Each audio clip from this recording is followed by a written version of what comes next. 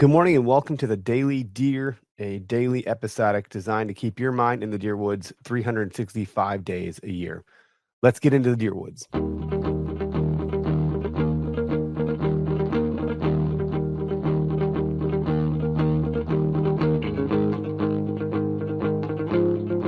It's not the strongest of the species that survives, nor the most intelligent, but the one most responsive to change. It's by Charles Darwin.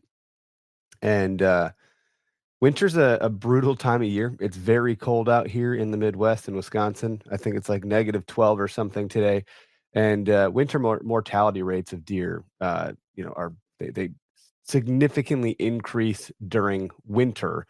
And some of the things that contribute to that um, is late winter vulnerability. And try to find some studies here, just because I find this topic of like being responsive to change is something that, as a hunter, you need to be because things change like constantly.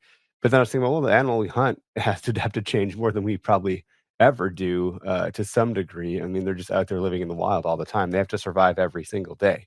It's crazy. So, um, studies that I found indicate that most winter mortalities occur between March and May. Now, I don't think this is just exclusive to the Midwest, but it coincides with some of the deeper snow cover and the um, porous body condition of deer.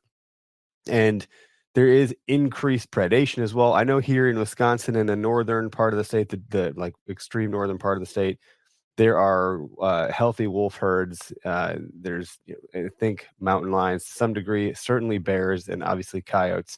So there's a number of different predators, and the increased predation in winter is a factor as well. Wolf predation on deer intensifies during winter. Part of that's like the deep snow confines deer to a smaller area. If there's and the north usually does typically get quite a bit more snow than where I'm from in the southeastern part of Wisconsin. But additionally, crusted snow allows the wolves to move more easily on the surface, while deer would struggle, further increasing their vulnerability. Man, that would suck, honestly. Like, that'd be like, us being in shark-infested waters. The sharks can swim really great, and we can swim like crap in contrast. So the fact that predators have more advantage, it just, yeah, makes sense when you start to think about it. But, understanding what was the other thing I had here? Behavioral changes, which is what I want to focus on. Sorry. Deer adapt by seeking dense coniferous forests that offer shelter from harsh weather and predators. I'm having a hard time with that word this morning. They also reduce their metabolic rate and limit movement to conserve energy. That's crazy that just naturally their metabolic rate can decrease. There is way less abundance of food source in winter. Obviously, they're eating browse, and there's not this luscious green, crop and everything that they could just turn to eat in the spring months. There's just not just barren. They got to dig through the snow to get to stuff. They got to eat branches and things like that, twigs and stuff. Um, these animals are just built to survive. And if you've ever, obviously, if you're listening to this, you've shot a deer probably. Their will to live is like, I don't say nothing else I've ever seen, but it's pretty intense, and their will to live is very, very strong. Their ability to adapt and survive and get through these harsh winters is pretty crazy, especially on days like today when I'm going to go outside and start my car early, get the heater cranked up, have gloves, probably some hand warmers, all that stuff. Like, you're outside for a little bit, your face starts to hurt, and these animals are just in it. And it just is one of the things that kind of struck me this morning. I was taking the trash out. Just, man, it is cold out there. I can't believe the deer are just out here in this stuff.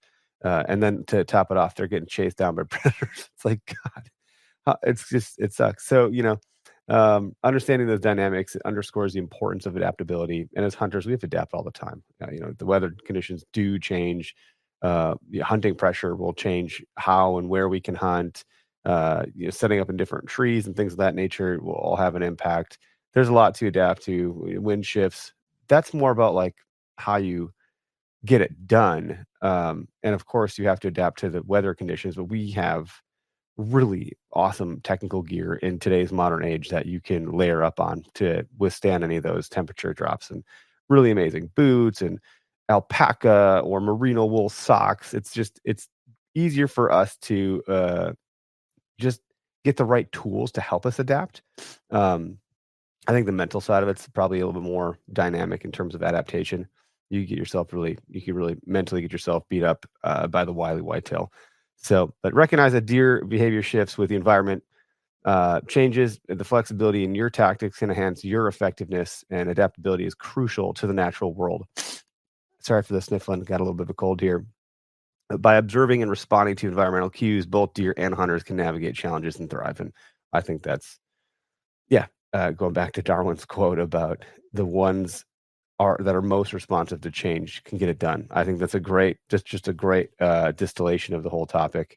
And I have a deep appreciation for these animals and all that they have to survive every single day and endure. And not all of them do survive, but as a herd, they do pretty well, I think. So they're always there, run from us the next season for us waiting for us to hunt them down. So I do enjoy these animals quite a bit, and it's fun to kind of pay attention to what they have to go through as well. But that's all I have for everybody today. Hopefully you enjoyed another episode of the Daily Deer.